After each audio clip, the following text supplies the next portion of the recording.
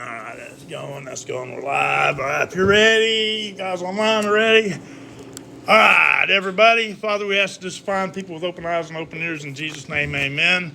Today is Sunday, March 12th, 2023, and this is my little Bible study, and I got through that correctly this time. All right, so we're going to have a good night, just because I got the introduction down correctly. All right, we're back in the book of Genesis, chapter 8. We're in the post-flood world of Noah, okay? The floods happened, everything's went over, and the water's getting ready to start going away, and this is the things and the events that occurred to Noah. Now, it's important to remember, there's a lot of things you want to remember about Noah's flood. The biggest one, though, from this point forward is that it is an example for us in the last days. It's repeated 2 times in both in 2 Gospels that it's going to be just like it was in the days of Noah. So some of the things that we know about that.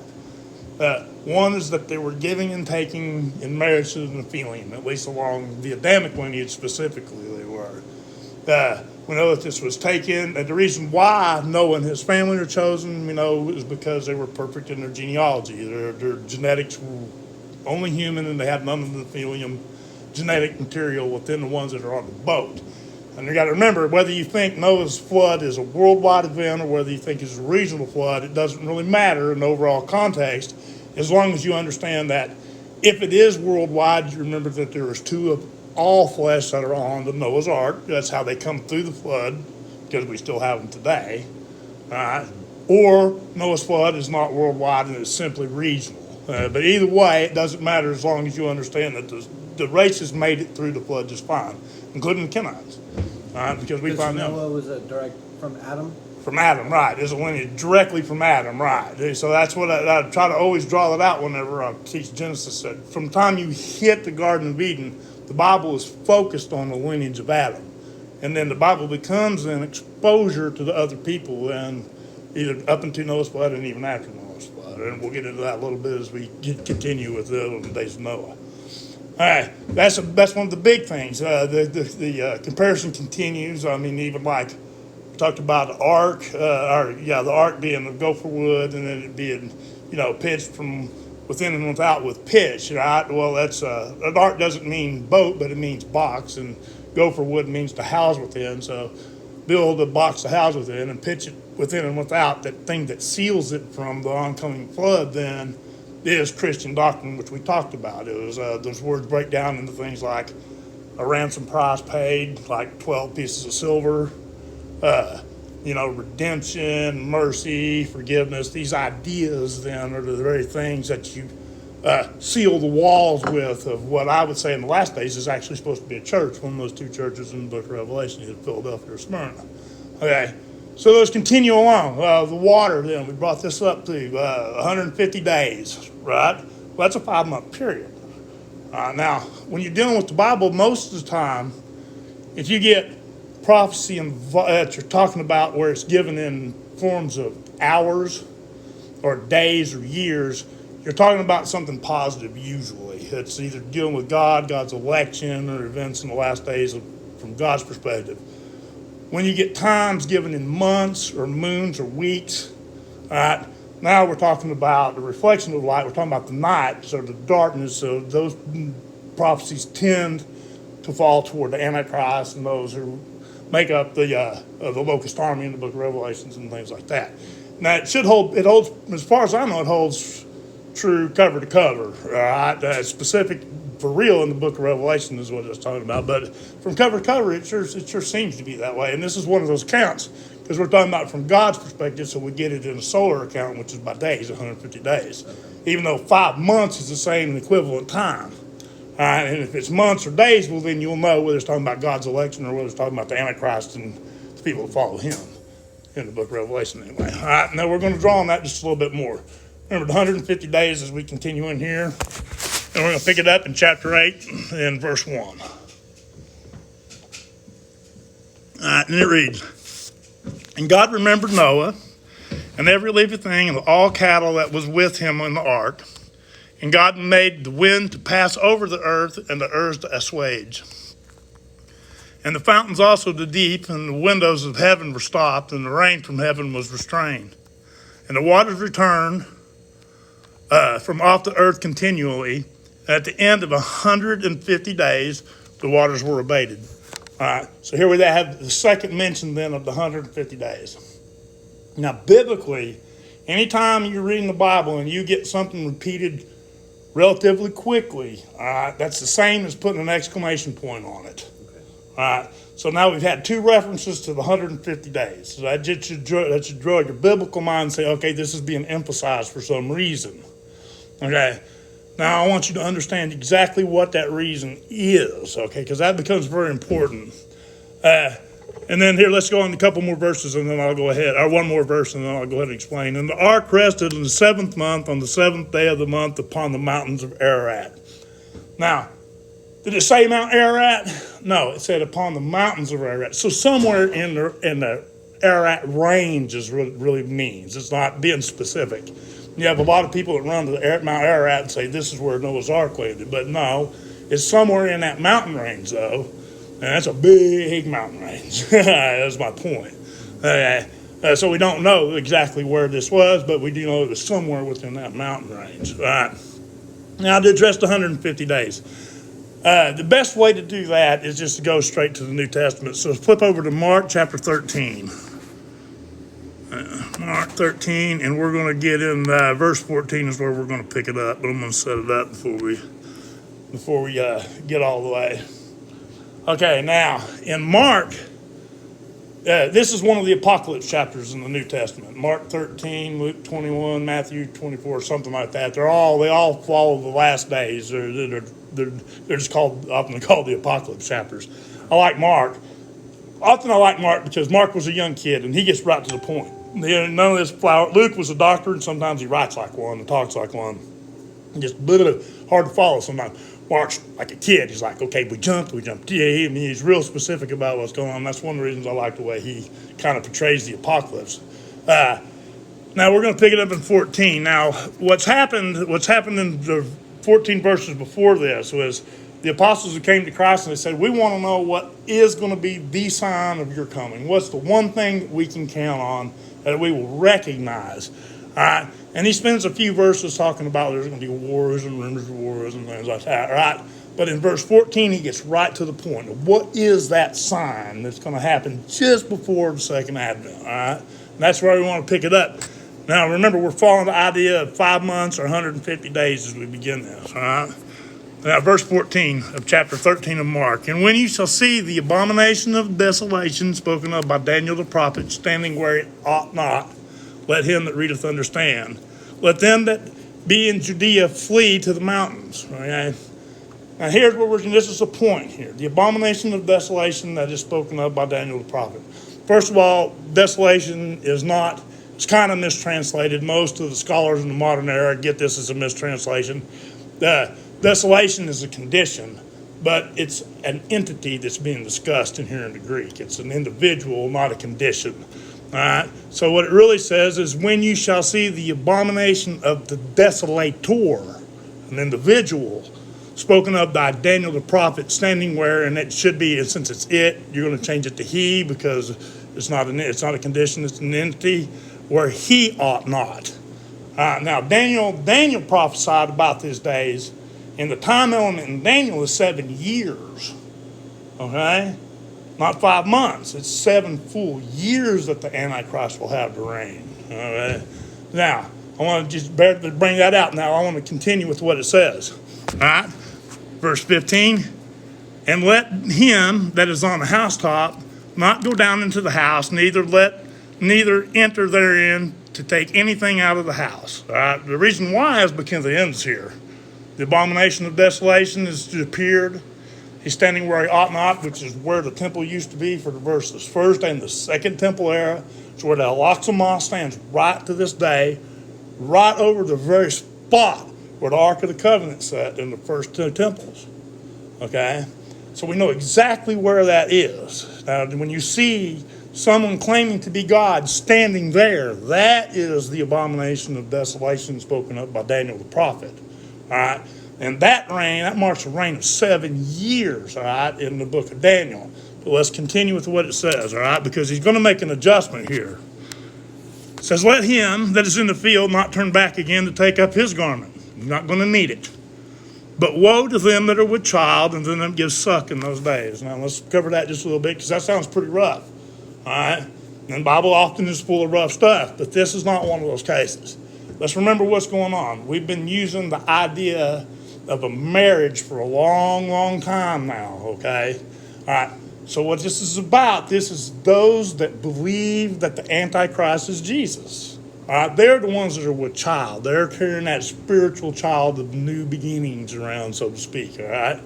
Yeah, and to give suck, that's just what a mother does with a child. What it's talking about is saying, okay, Christ is the husbandman, right? And we are the bride. He's been gone along for 2,000 years, and he comes back and returns, and you're carrying a child. What's that tell you? What's that tell him? It tells him that you've been unfaithful. You've not made a virgin bride like he's expecting. All right? So you're impregnated with the ideas of the Antichrist and his false witness is what it's really talking about. The Bible says that the fruit of a womb is a blessing. It's not a curse. And see, so what he's saying here is that he's the husbandman, and the marriage supper of the Lamb is at hand when he returns. And if he returns and finds his bride carrying a child, he knows that she's not been faithful to him. Okay, that's the point of that statement, because you can get really lost in it. All right, that's one side of it. Also, remember, what are the Nephilim returning doing? Okay, they're going to be wanting. They're the same thing they wanted in Noah's day, the same thing they wanted when they came in David's day. They're women. They're trying to breed a race of giants, if you remember, right? All right. So they could also then even be talking about that. Woe to them during that time, because that's what's actually been going on, is the return of the Nephilim. And again, they're going to be looking for women again, just like they were the first two times. Just like in the garden, just like after that, and then in Noah's day, and then again in David's day. So that's a consistent thing that they seem to bring with them when they come here. Why, I don't know, but it's something that is really consistent, right? But that's just a little bit of food for thought. I don't care which way you take that, but just understand both ways, and then when you see it, you'll understand. All right? Verse 18, pray ye that your flight be not in the winter, right? For in those days shall afflictions be such as not from the beginning of creation which God created unto this time, neither shall be. And that's the affliction that the Antichrist brings with him. And we're going to get on that a little bit more. And except that, because this is why we came here, and except that the Lord shortened these days, that's at the days of Daniel, the 7-year period, except that the Lord has shortened those days, no flesh would be saved. He's so believable that after it went 7 years, there was no one that would escape it. That's how believable he is. All right? But for the elect's sake, whom he has chosen, hath he shortened the days. All right? So he's promising to shorten the days from 7-year period down to something. All right? This is the shortening of the days. Now, you should be catching on that it's going to be 150 days or 5 months. From here, I want you to flip over to Revelation chapter 9. And let me see, I don't know where we're going to pick it up in it, but I'll know when I get there. Let's see. There's breastplates. All right. Let's just take it. Let's just take it from 1. We'll just go with it. Might as well learn the whole chapter pretty much. And this is all just talking about the first one that shows up. Right. The rider of the first white horse, the one in chapter 6 of the book of Revelation. Right. He's the apostatic horse. He's the one that brings on the great apostasy, which is exactly what we're talking about. Now, remember, we're focused on the time. How long is all that going to be? Because it tells you here in Revelation chapter 9 what those days were shortened to. Okay? And that's where we want to pick it up. And then here with the fifth angel, as he sounds just trumpet. Okay? That's a part of one of those. And I saw a star fall from heaven unto earth. All right? Anytime you have a falling star, you're talking about a negative. All right? And it's usually in the service of Lucifer or in his army. All right? A fall from heaven unto the earth. And to him was given the key of the bottomless pit.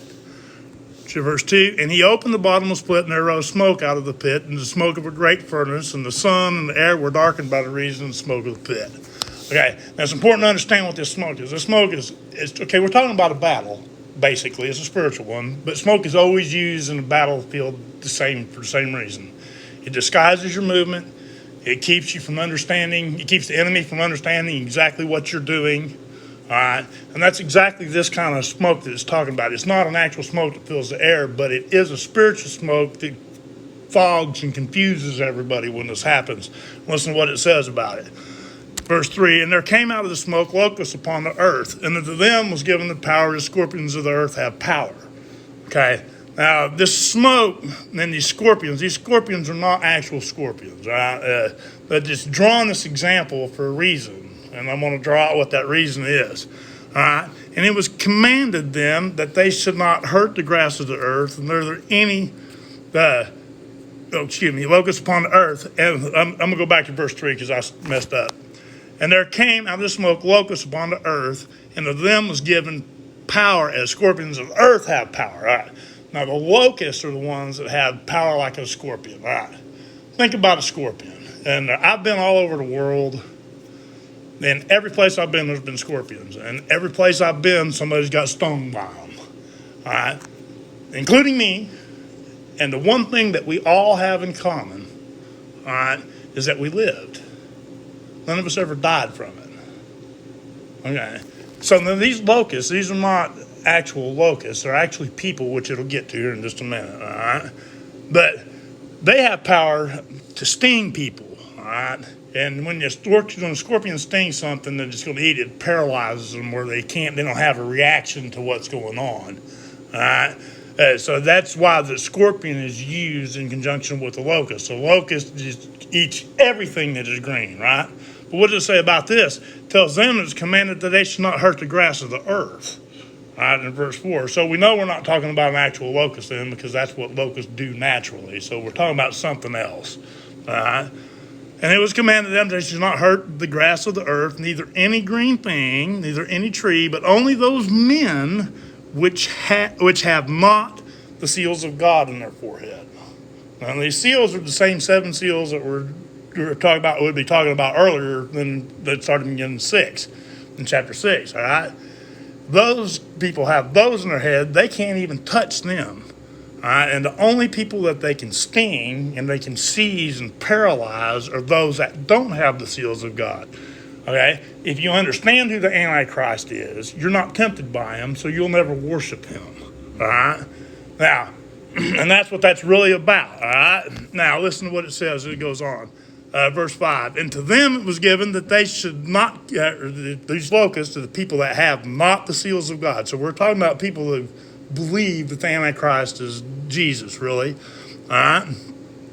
To them it was given that they should not kill them. You can't kill anybody. All right? If he goes around killing people, there's no way he can pass himself off as Jesus.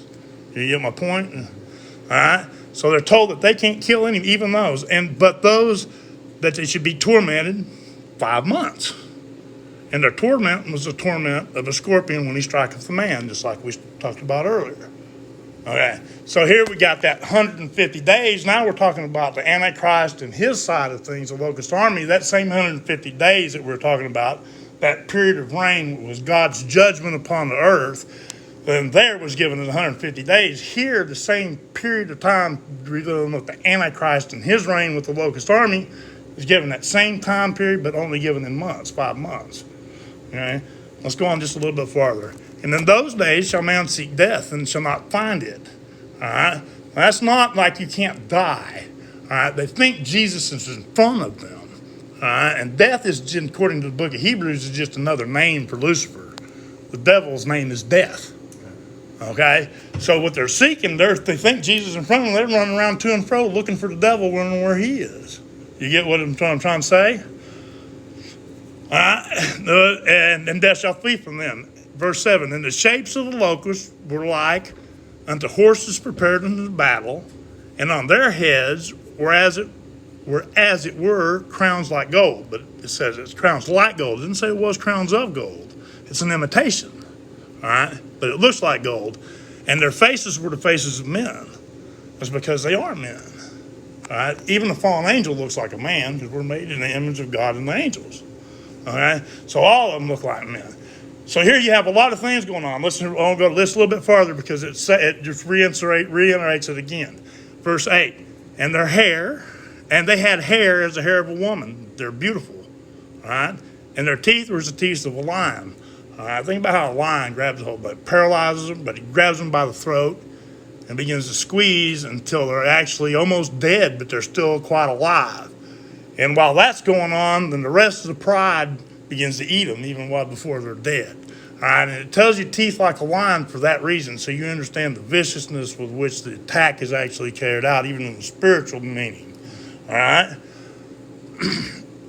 The shapes of those are prepared in the battle. The heads are crowns of black gold, and their faces are faces of men. Verse 8, and their hair was the hair of women, and their teeth were lions. There we go. Verse 9, and they had breastplates, as it were, breastplates of iron. All right, now, these are supposed to be priests. But here it says they're breastplates of iron. Now, a Levitical priest would have a gold breastplate, would have 4 rows of 3 stones each, making one for each tribe of Israel. And that's the breastplate that a priest would have on. But these that have come out of because of the smoke of the pit, they have breastplates that are iron, right? Not the breastplates of actual priests. Right? And the sound of their wings was as the sound of chariots of many horses running to battle. And they had tails like in the scorpions, and there were stings in their tails, and their power was to hurt men 5 months. So that's twice for emphasis again. All right. So he wants you to pick up on this, the time period from Noah in relationship to the time period in the last days. All right. Now this will just cinch it up for you. They had a king over them, which is the angel of the bottomless pit. There's only one of those, whose name in the Hebrew tongue is Abaddon, but in the Greek tongue, his name is Apollyon. All right. Both of those mean the destroyer or destroying angel. All right. So they're still talking about Lucifer. That's just his Greek and his Hebrew name. His actual full Hebrew name is Halel. All right. And it means morning star. All right. Notice what it says in verse 12. One woe is past, and behold, there come 2 more woes hereafter. All right. So that's just the first of the woe trumpets. All right. So that deals with the abomination of desolation then. So that takes our time element then from 7 years, and because of the comparison in the days of Noah with what's actually going on in chapter 9 of the book of Revelation, then we know that from the time that the angel of the bottomless pit is released until the sign of the second advent only becomes 150 days, 5-month period. All right, and that 5-month period is divided in the middle. All right, and so what happens there is that the first half of that time period is the beast is a political beast. But at the halfway point is when he heals the deadly wound, is when that beast then becomes a religious beast, because people begin to worship him at that time. Okay, from that point on, you only got 2.5 months till the second advent. All right, now anybody with just halfway kind of smart can manage to figure out how to survive for 2.5 months without bearing the mark of the beast. And if you don't bear the mark of the beast, God's not mad at you anyway. All right? Look at all the stuff from the book of Exodus where it said when God's involved, what? People don't go hungry. They get fed with quail from the ground, water from a rock, a pillar of fire, an angel to protect you. All right? There's no way that you're going to end up losing. All right, now I just wanted to use that to nail down that 5-month period, because people fight about this all the time. But chapter 9 is quite clear about this, and that's the time that Mark and also the other Gospels refer to as the sin when it'll be shortened to a certain specific time when we find out in chapter 9 of the book of Revelation.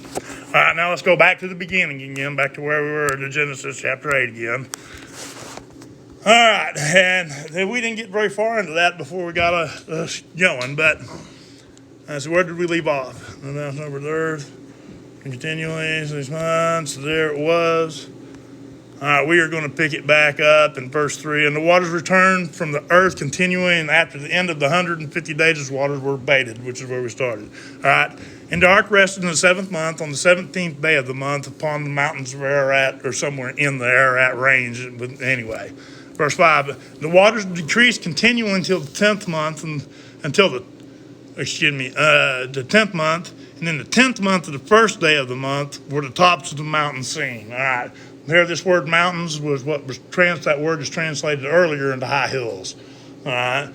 So you can take that translation however you want. Verse 6, and it came to pass at the end of 40 days that Noah opened the window of the ark which he had made. 40 means probation in biblical marriage. All right. 7. And he sent forth a raven, which went forth to and fro until the waters were dried up from off the earth. Verse 8. Also he sent forth a dove from him to see if the waters were abated from off the face of the ground. And that word here is Adamah. That's play on the word Adam, actually. As a matter of fact, you check it with your Strong's, it takes you all the way back to Adam. But it's a play on to show red in the face and in comparison with the ground. So it could, I would almost could translate it as land of the husbandman, but I think that's probably a stretch. But generally it's just translated to ground, but it's within reference to the reddishness of Adam's face and the color of the ground itself.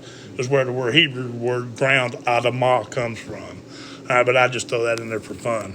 Verse 9. But the dove found no rest for the sole of her feet, and she returned to him into the ark, and the waters were on the face of the whole earth. And then he put forth his hand and took her and pulled her in and unto him into the ark. Verse 10. And he stayed yet another 7 days, and again he sent forth the dove out of the ark. And the dove came in to him in the evening, and lo, in her mouth was an olive leaf plucked off. So Noah knew that the waters were abated from the earth. Now, here's where it pays. Remember that these are agricultural people, all right? Because you get a hint to some stuff here with the fact that it's an olive leaf. Now, an olive is like a grapevine. It's put out as a shoot. It doesn't come from a seed. And olives, man, to mature and to produce fruit and leaf take a long, long time. Many of the olive groves are ancient. Even in Israel today, you'll see on the border between Palestine and Israel, you'll see these ancient olive groves that were planted who knows how long ago. I mean, so it takes a long time. And my point is that in this short time, if it was worldwide, there wouldn't have been an olive tree left for this bird to find an olive branch and bring back to Noah. So that tells a lot, I think, from the original people that understood this. This is one of the things they would have picked up on. And it's just one of those kind of things that we kind of look over as we read. But I think it has a lot of importance in understanding the days of Noah. Verse 12, and he stayed yet another 7 days and sent forth the dove, which returned not again unto him anymore. All right, so it had a good place to live. All right, so he knows that it's getting better.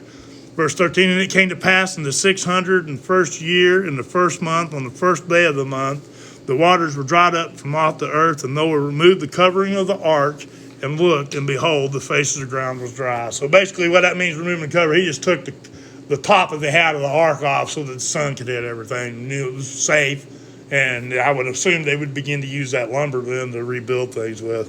Verse 14, and in the second month, on the 7th day, and the 20th day of the month, was the earth dried. And God spake unto Noah, saying, Go forth of the ark, thou and thy wife, and thy sons wives with thee. Bring forth with thee every living thing that is with thee, and of all flesh, both of fowl and of cattle, and of every creeping thing that creepeth upon the earth, that they may breed abundantly in the earth, and be fruitful and multiply upon the earth. This is almost just a repeat of what he said originally before the destruction, okay? And Noah went forth, and his sons and his wives, and his sons' wives with him.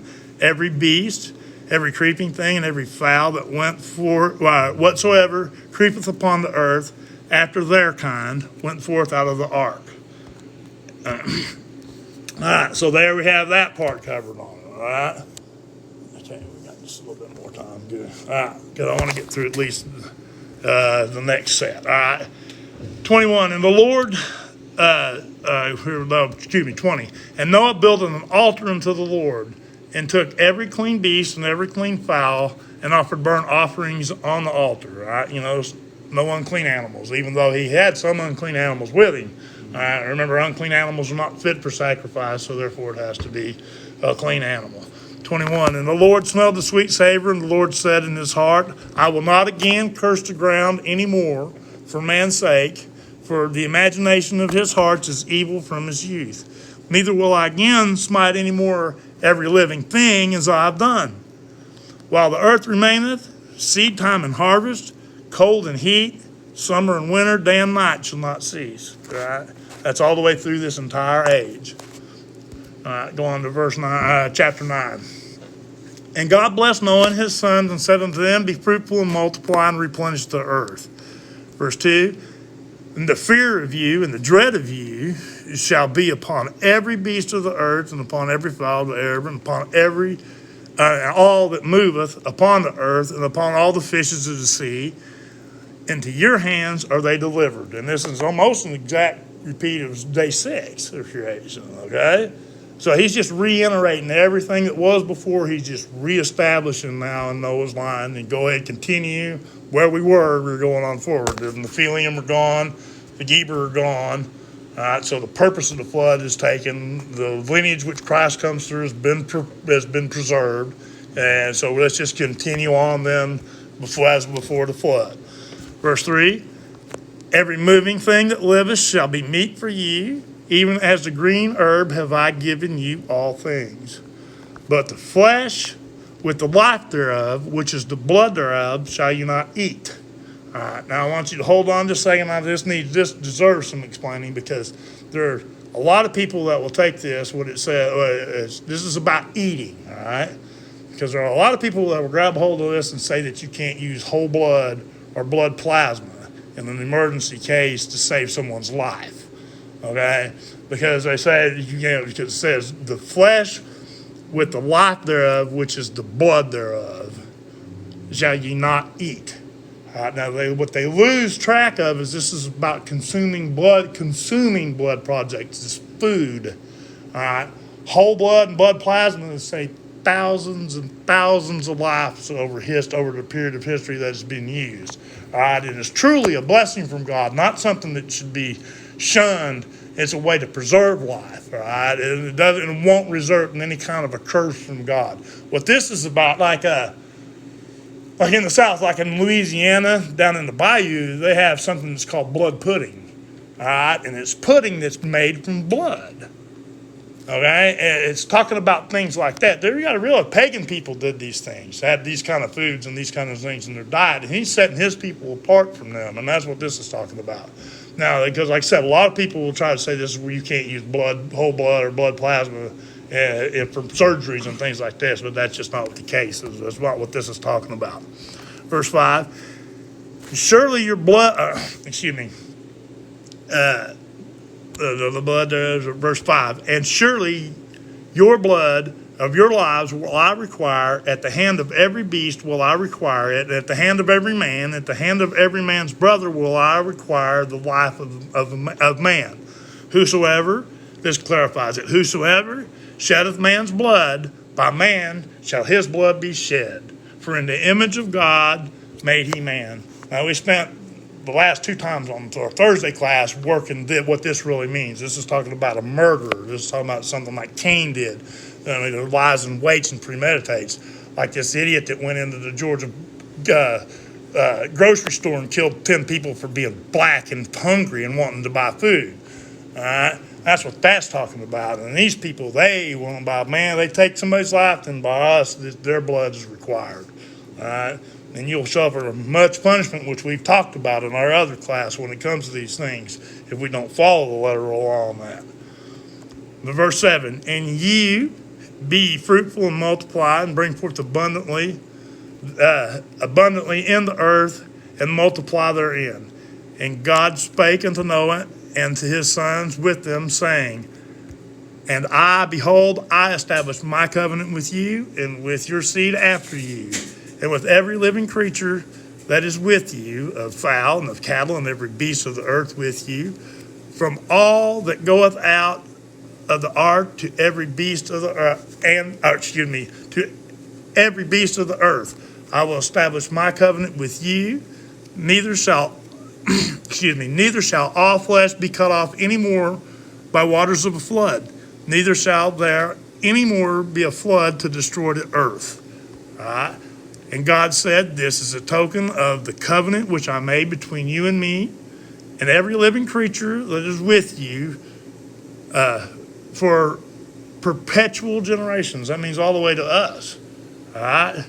And I do set my bow in a cloud, and it shall be for a token of a covenant between me and the earth. And it shall come to pass, when I bring a cloud over the earth, that the bow shall be seen in the cloud, and I will remember my covenant. All right? Did it say anything about us remembering it? No, it said he will remember his covenant. All right? I will remember my covenant, which is between me and you and every living creature of all flesh, and the waters shall no more become a flood to destroy all flesh. And the bow shall be in the cloud, and I will look upon it, and that I may remember the everlasting covenant between God and every living creature of all flesh upon the earth. And God said unto Noah, this is a token of the covenant which I have established between me and all flesh that is upon the earth. All right. So remember, the bow wasn't for us to remember. It was that God would remember, because you got to remember, he's kind of ticked when he goes, what happens because of what's going on in the book of Revelation. All right, so I think he put it there to remind him, all right, I'm not going to kill these people. We're going to work this out. He's got a plan for all of it, all right? But that's just me kind of running my mouth about it, all right? So take that for what it's worth. All right.